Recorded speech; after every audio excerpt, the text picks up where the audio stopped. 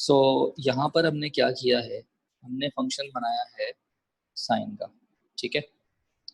अच्छा जी, अब यहाँ पर हमें पता है कि ये 1 से ऊपर नहीं जा रहा और ये 1 से नीचे नहीं जा रहा, ऐसा ही है ना। सो अब आप इसके अंदर देख सकते हैं कि y की वैल्यू मैक्सिमम जो है वो 1 तक जा रही है और y की वैल्यू जो मिनिमम है वो -1 तक जा रही है। तो इसका मतलब साइन और कॉस दोनों का जो ग्राफ है वो 1 से बड़ा नहीं होता और -1 से छोटा नहीं होता। इसीलिए कभी भी अगर आपको साइन के अंदर 1 से बड़ी वैल्यू मिलती है या -1 से छोटी वैल्यू मिलती है तो आप लिख देते हैं डज नॉट एग्जिस्ट। जबकि हम जब ग्राफ देखते हैं sec x का और हम जब ग्राफ देखते हैं cosec x का,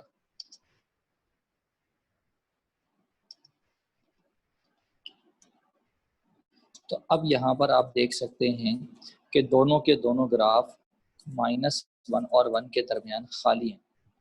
तो क्योंकि जो sec है और cosec है दोनों के दोनों फंक्शंस जो हैं, दोनों के दोनों ग्राफ्स जो हैं वो आपको या तो 1 से ऊपर नज़र आते हैं या -1 से नीचे नज़र आते हैं। उनकी वैल्यू इन बिटवीन ऑफ -1 से 1 नज़र नहीं आती है आपको। क्या ये बात क्लियर हो गई? और इसी तरीके से जब हम ग्राफ लेते हैं जनाब कॉर्टेक्स का, तो अब आप देखें कि पूरा का पूरा जो y एक्सिस है वो यूटिलाइज हो रहा है। तो अगर मैं इसकी रेंज लिखूं तो ऑब्वियसली इसको मैं लिखूंगा ऑल रियल नंबर्स, ठीक है जी। बेसिकली हम जब रेंज लिखेंगे तो हम यहाँ पर हमारे पास जो f ऑफ x है उसकी अगर हम रेंज लिखेंगे तो हमारे पास sec x हो या समझ गया। sec x और cosec x की अगर हम बात करते हैं और साथ में अगर आप cortex की भी बात करें तो cortex को हम लिखते हैं -∞ till +∞ ऑल वैल्यूज। आप ऐसे भी लिख सकते हैं, ऐसे ना लिखें, ये आपके सिलेबस में नहीं है, आप ऐसे लिख लें ऑल रियल नंबर्स, ठीक है। अच्छा, इसको आप कैसे लिख सकते हैं? इन दोनों को आप लिख सकते हैं जनाब कि y जो है वो बड़ा होगा 1 से और छोटा होगा -1 से। तो इस तरीके से कंबाइन करके लिखा जा सकता है, जो कि दो चीज़ों को कंबाइन करके लिखा गया है। पहली चीज़ ये कि y छोटा होगा -1 से और y बड़ा होगा +1 से। तो इसको कंबाइन करके जब हम लिखेंगे तो ये बन जाएगा। सो हमारे पास सबसे पहले हम कॉट को अकेला करेंगे। जब हम कॉट को अकेला करेंगे ये जनाब ये हो जाएगा 8 cot x is equals to 12 और उसके बाद जनाब ये हो जाएगा cot x is equals to 12/8। अगर हम कैंसिलेशन कर लें तो जनाब ये हो जाएगा हमारे पास 1.5। पॉइंट्स में भी कर सकते हैं, मर्जी आपकी। अच्छा जनाब हम करेंगे x equals to cot inverse कर नहीं सकते, तो इसका मतलब हमें इसको रेसिप्रोकल करना पड़ेगा।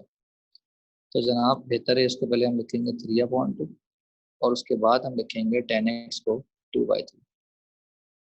तो जनाब जब भी हमारे पास फ्रैक्शंस की वैल्यू हम यूज़ करेंगे तो ज़्यादा सही आंसर आएगा। जब भी एक्यूरेसी की निकालनी हो, आपको एक्यूरेट आंसर निकालना हो तो कोशिश करें हमेशा फ्रैक्शन की वैल्यू यूज़ करें, कभी भी आपका जो आंसर है वो गलत नहीं मिलेगा। तो जनाब मैंने 10 इनवर्स किया 2/3 का, कैलकुलेटर से निकालिए कितना आ रहा है। सो हमारे पास एक आंसर आएगा 33.69 और दूसरा आंसर हम निकालेंगे 180 डिग्री प्लस 33.69।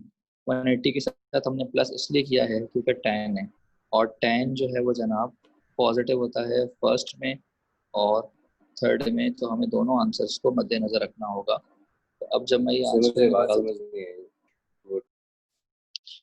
अब जनाब यहाँ पर हम आंसर लिखेंगे तो 33.69 एक आंसर आएगा और एक आंसर आएगा जनाब 213.69। ये दो आंसर है हमारे। अब इस क्वेश्चन को देखते हैं। तो जनाब अगर हम इस क्वेश्चन को देखें तो ये हो जाएगा 2 cosec थीटा इज इक्वल्स टू -3 और cosec थीटा हो जाएगा जनाब -3/2। तो अगर हम इसको साइन थीटा की फॉर्म में लिखेंगे तो हम लिखेंगे -2/3। क्योंकि नेगेटिव है तो हम सपोज कर लेंगे sine alpha is equal to positive of sine 2/3। Alpha निकलेगा जनाब साइन इनवर्स 2/3। निकालें शाबाश कैलकुलेटर से। सो अल्फा हमारे पास 41.81 है, लेकिन हमें थीटा चाहिए। और हमने यहाँ पर इस बात को बहुत ध्यान रखना है कि हमारे पास जो वैल्यू है वो रेडियन में चाहिए। तो इसका मतलब हमारा जो आंसर है वो यहाँ पर रेडियन में होना चाहिए। So we have got the answer in radians, that is 0.73, but it is for the first quadrant. While यहाँ पर आप देखें और से तो ये नेगेटिव लिखा, तो नेगेटिव का मतलब है कि हमें जो वैल्यू चाहिए वो हमें चाहिए थर्ड क्वाड्रेंट और फोर्थ क्वाड्रेंट में। तो थर्ड और फोर्थ के लिए हमारे पास जो थीटा का आंसर होगा जनाब, थर्ड में होता है पाई प्लस थीटा और फोर्थ में होता है 2 पाई माइनस थीटा। तो जनाब हमारे पास दो वैल्यूज आई हैं थीटा की। एक पाई प्लस थीटा, इसको बेहतर है कि मैं पाई प्लस थीटा नहीं बल्कि पाई प्लस यहाँ पर अल्फा लिखूंगा, क्योंकि हमने जो वैल्यू है वो अल्फा की डाली है यहाँ पर। ठीक है, तो क्लियर है ये जवाब? सवाल समझ में आ गया? तो हमारे पास जो सवाल था वो क्या था? वो था हमारे पास cosec 2x। तो cosec को पहले हमने बना लिया sin 2x रेसिप्रोकल करके। अब क्योंकि यहाँ पर ये 2x की फॉर्म है तो हम इसको अपनी आसानी के लिए सपोज करेंगे अल्फा। जनाब ये हो जाएगा sine alpha is equal to 1/4। तो अब जब हम अल्फा निकालेंगे तो ये हो जाएगा साइन इनवर्स 1/4। तो यहाँ पर जो अल्फा की वैल्यू है वो आएगी डिग्री में। बताइए क्या आ रही है? तो यहाँ पर हमारे पास जो आंसर आ रहा है वो आ रहा है 14.48 डिग्री। लेकिन जनाब ये है जनाब आंसर अल्फा का, तो हमें चाहिए 2x का। एक बात, और दूसरी बात ये कि हम जनाब यहाँ पर देखेंगे क्योंकि ये पॉजिटिव है तो हम यहाँ पर फर्स्ट क्वाड्रेंट भी देखेंगे और हम सेकंड क्वाड्रेंट भी देखेंगे। तो इसका मतलब हमारे पास जो 2x की वैल्यू है, एक तो आएगी अल्फा और एक आएगी 180 माइनस अल्फा। तो जनाब अल्फा की जो वैल्यू है वो हमारे पास क्या है? वो है हमारे पास 14.48 यहाँ रखेंगे।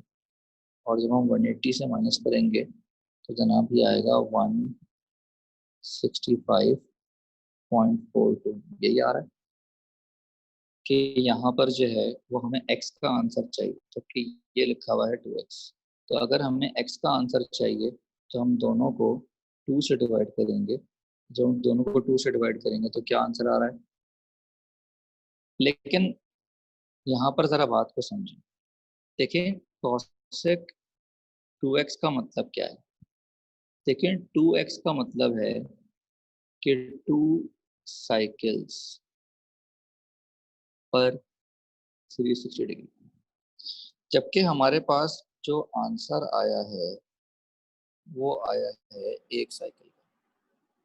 तो हमारे पास जो आंसर आया है वो तो आया है एक साइकिल। हमें आंसर चाहिए 2 साइकिल का, तो first cycle and then second cycle. सवाल ये पैदा होता है कि हम फर्स्ट साइकिल से सेकंड साइकिल का आंसर कैसे निकालें। तो जनाब सेकंड साइकिल का आंसर निकलेगा, याद रखें कि हमारे पास जो भी आंसर है हम आंसर के अंदर प्लस करेंगे पीरियड वैल्यू, तो हमारे पास न्यू आंसर आ जाएगा। तो इसका मतलब अब हमें पीरियड वैल्यू निकालनी पड़ेगी। पीरियड वैल्यू कैसे निकलेगी? देखें अगर 2 साइकिल्स हैं 360 डिग्री पर तो इसका जो पीरियड है वो हो जाएगा 180 डिग्री। पीरियड का डेफिनेशन क्या है कि भाई 360 डिग्री में अगर 2 साइकिल्स पूरी हो रही हैं तो पीरियड का मतलब है कि एक साइकिल कितने में पूरी हो रही है। तो जहाँ पर एक साइकिल पूरी होती है उसको हम पीरियड कहते हैं। तो इसका मतलब cosec 2x का जो पीरियड है वो 180 है। तो अगर हम सेकंड साइकिल का आंसर निकालना चाहते हैं तो हमारे पास 7.24 जो है इसके अंदर भी हम प्लस करेंगे 180 डिग्री, और हमारे पास जो दूसरा आंसर है 82.76 इसके अंदर भी हम प्लस करेंगे 180 डिग्री। तो हमारे पास इस तरीके से 4 आंसर आ जाएंगे।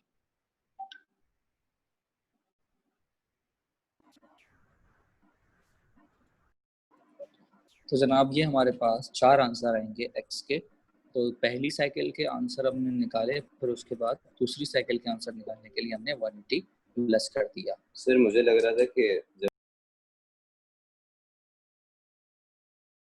तो इसके अंदर हमने क्या किया, सबसे पहले हमने जो है 5 को उधर लेके गए, फिर 6 को उधर लेके डिवाइड किया, tan 3x की वैल्यू आ गई, हमने इसको tan अल्फा सपोज कर लिया। तो अब अल्फा निकालेंगे तो ये हो जाएगा टेंजेंट इनवर्स 3/4 36.87 कितना आ रहा है 36.87 36.87। तो जनाब ये तो आ गई हमारे पास अल्फा। तो अब हमें अल्फा की जगह पर हम यहाँ लिखेंगे 3x। एक अच्छा वैल्यू आपने हमारी रेंज नहीं अल्फा, बताई। so we have a range of 0 to 360। Sir positive इसलिए 180 माइनस 360 कर 36.87 करेंगे प्लस सॉरी नहीं, क्योंकि ये tan प्लस की करेंगे। हुआ है। so अब यहाँ पर हम क्या करेंगे, डिवाइड बाय 3 करेंगे तो हमारे पास आंसर आ जाएंगे। तो बताइए कितना आ रहा है। एक आंसर आ रहा है हमारे पास 12.29 और दूसरा सेकंड आंसर 72.29 72.29 72.29। ओके, अब यहाँ पर हमें पता है कि कॉर्ड जो है वो 3x है। सो इसका मतलब है कि हमारे पास 3 साइकिल्स हैं पर 360 डिग्री। सो इसका मतलब 1 साइकिल जो है वो कंप्लीट होगी 120 डिग्री पे। तो इसका मतलब जो इसका पीरियड है वो आ गया जनाब 120 डिग्री। जब हमारे पास पीरियड आ गया 120 डिग्री तो इसका मतलब एक आंसर हमारे पास जो 12.29 है और एक आंसर है हमारे पास 72.29। इनमें से 2 आंसर्स और निकलेंगे। 132.29 तो एक आएगा प्लस 120 करके और एक आएगा 132.29 240 करके, एक आएगा 120 प्लस करके और एक आएगा 240 प्लस करके। सर 240 अब जब हम यहाँ पर ऐड करते हैं तो हमारे पास जो फाइनल आंसर आता है जनाब वो आएगा हमारे पास 12.29।